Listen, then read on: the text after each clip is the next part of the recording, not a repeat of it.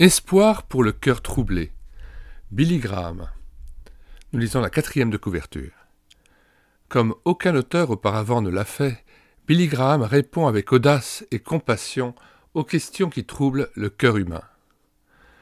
Un ouvrier licencié juste avant sa retraite. Des parents dont le foyer est en guerre.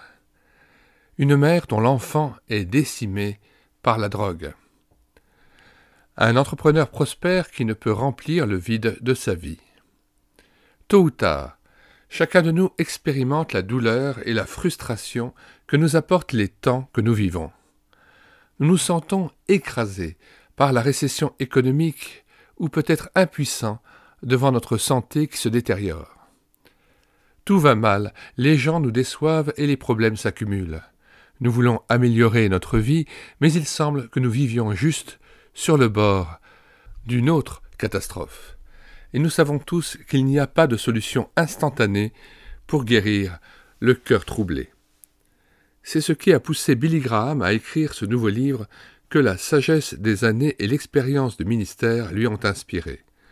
Espoir pour le cœur troublé vous aide à saisir la profondeur de l'amour de Dieu au milieu de vos souffrances, faire face à l'échec et à la déception d'une manière réaliste mais appuyée sur un espoir inébranlable, apprendre à prier avec confiance au travers de vos souffrances, vous approvisionner en énergie en vue des tempêtes qui s'annoncent à l'horizon. M. Graham traite ici des problèmes auxquels vous êtes confrontés au foyer et au travail, dans la famille comme dans la société. Vous pourrez constater l'ironie de notre âge de communication, entre guillemets, où nous pouvons regarder la guerre se dérouler devant nos yeux par le moyen de la télé, dans le salon d'un homme ou d'une femme qui n'arrivent plus à communiquer l'un avec l'autre. Dans ce livre, qu'on pourrait appeler le point culminant de son ministère mondial, Billy Graham nous apprend à vivre jour après jour dans la réalité de notre monde, malgré la souffrance qui l'habite.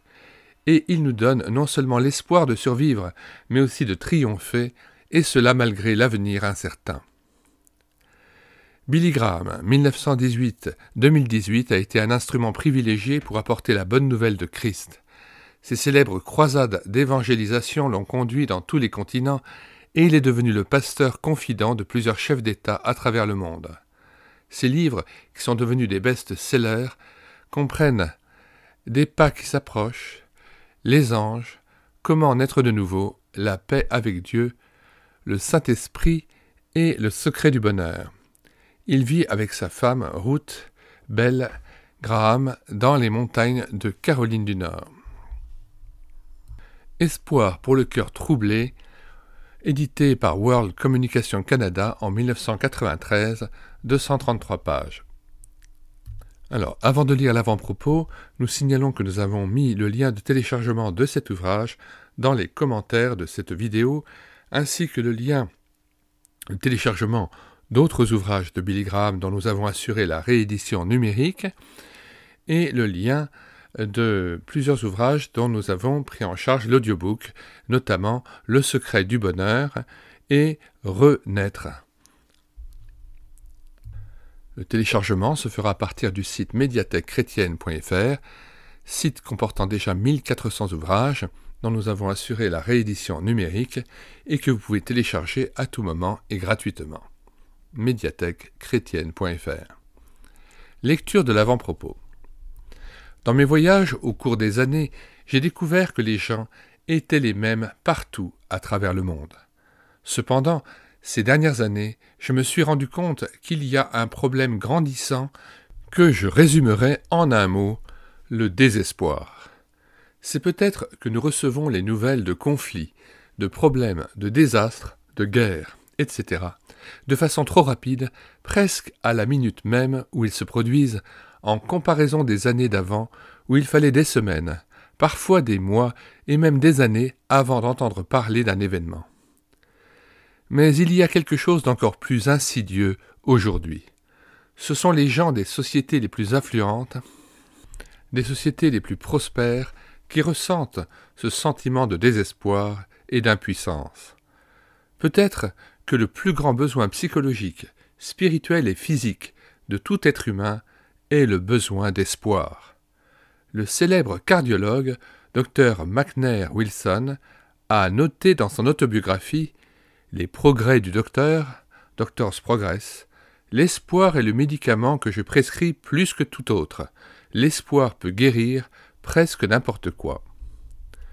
Je me souviens, il y a des années, que le docteur Harold Wolff, alors professeur de médecine à l'université Cornell et professeur de psychiatrie, a dit « L'espoir est médicinal comme la foi et avoir un but dans la vie ».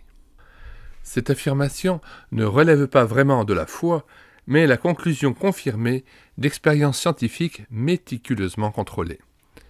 L'espoir est à la fois biologiquement et psychologiquement vital à l'être humain. Hommes et femmes doivent avoir de l'espoir. Pourtant, dans notre monde, un grand nombre d'entre eux vivent sans espérance. L'apôtre Paul a écrit il y a des milliers d'années aux Éphésiens que la civilisation romaine de son époque était sans espoir. Nous lisons Éphésiens 2, versets 11 et 12. « C'est pourquoi, vous, autrefois païens dans la chair, appelés incirconcis par ceux qu'on appelle circoncis et qui le sont en la chair par la main de l'homme, souvenez-vous que vous étiez en ce temps-là sans Christ, privés du droit de cité en Israël, étrangers aux alliances de la promesse, sans espérance et sans Dieu dans le monde. » Lisons les versets 13 à 18 qui présentent l'espoir en Christ. « Mais maintenant, en Jésus-Christ, vous qui étiez jadis éloignés, vous avez été rapprochés par le sang de Christ.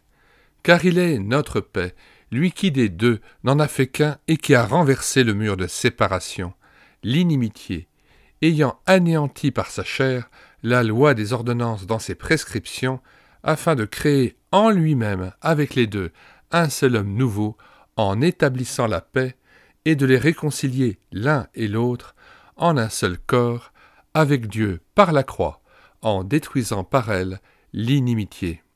Il est venu annoncer la paix à vous qui étiez loin, et la paix à ceux qui étaient près. Car par lui, nous avons les uns et les autres accès auprès du Père, dans un même esprit. » Fin de citation, retour au texte. N'est-ce pas l'état de notre monde aujourd'hui ? Nous essayons de vivre des vies normales, sans espérance ultime, et nous échouons sur tous les plans. Je crois que « Espoir pour le cœur troublé » que j'ai écrit avec l'aide de plusieurs autres personnes ne sera pas seulement une aide, mais transformera la vie de ceux qui le liront.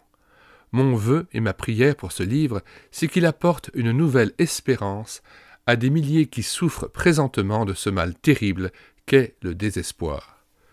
Que Dieu bénisse ce livre et donne de l'encouragement et de l'espoir à ceux qui désespèrent. Billy Graham, Europe, été 1991.